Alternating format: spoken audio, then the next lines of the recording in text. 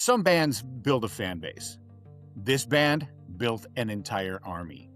If you're looking for your next musical obsession, I've got one for you today, and trust me, this rabbit hole gets weird in the best possible way.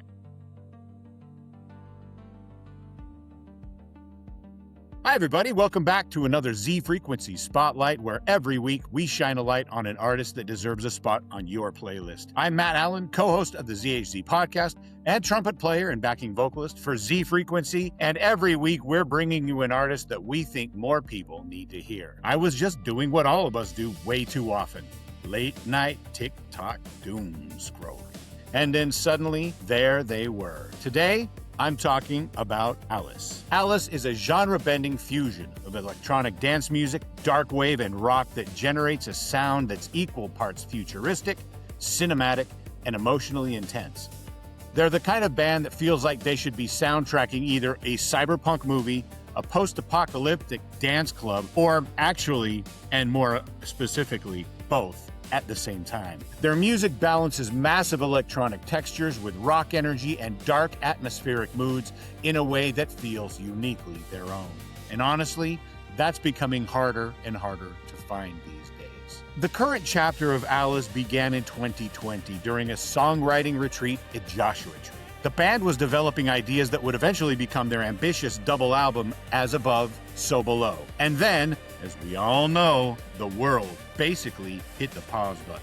Instead of disappearing during that time, Alice adapted. They evolved. They leaned into live streams, online engagement, and creating meaningful experiences for fans. That period ended up strengthening something that's become one of the band's defining traits, and that is their connection to their audience. Out of that era emerged the Mad Hatter Army, a fan community that goes way beyond the typical fan club experience. Years of touring, creative evolution, challenges, and renewal all became part of the emotional DNA that eventually shaped As Above, So Below. So here's how this happened. Picture me late at night scrolling through TikTok when I absolutely should have been asleep. You know the drill. One more video. Okay, one more video. One more. This time.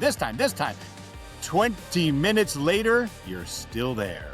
And then Alice showed up on my feed. At first, it was the aesthetic.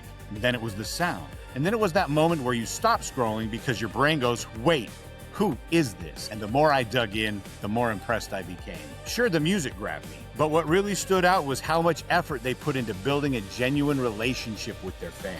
As an independent musician myself, I love seeing artists who understand that music isn't just about releasing songs anymore. It's about creating community, and Alice absolutely gets that. The Mad Hatter Army is one of the coolest fan communities I've ever seen. Personalized swag, exclusive experiences, direct engagement. It feels like they're building something meaningful instead of simply collecting followers.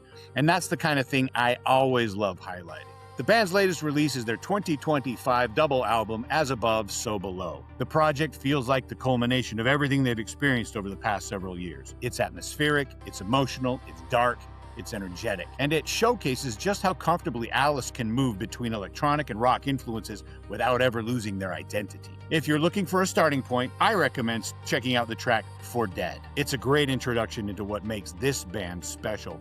And if you're like me and enjoy hearing artists put their own spin on iconic songs, absolutely check out their cover of Bjork's Army of Me. I know that one's gonna get Zach, because Zach loves him some Bjork. They take an already powerful song and somehow make it feel a little darker, heavier, and more cinematic, if that's even possible.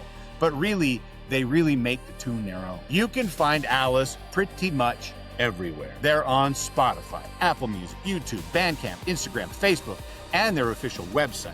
I'll put links to everything down in the description so you don't have to put out any kind of effort. You can just look at it, click in, and dig down that rabbit hole. Explore their catalog for yourself. And honestly, if you do check them out, spend some time learning about the Mad Hatter Army too. It's one of the more unique fan communities you'll find on the independent music scene. What I love most about Alice is that they're proving something important.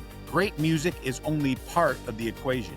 The artists that truly stand out are the ones who create experiences people want to be a part of. Alice has the songs. Alice has the aesthetic. Alice has the vision. But maybe most importantly, they have figured out how to make fans feel like they belong, and that is something worth paying attention to. Next week, Zach's back, mother heart in your face, Jack, with another band that you've got to check out. So hip, so jive, I don't even know who it is. But you got to stick around to find out. And that's called the tease, man. Keep you wanting more, right? You feel what? Yeah, you know.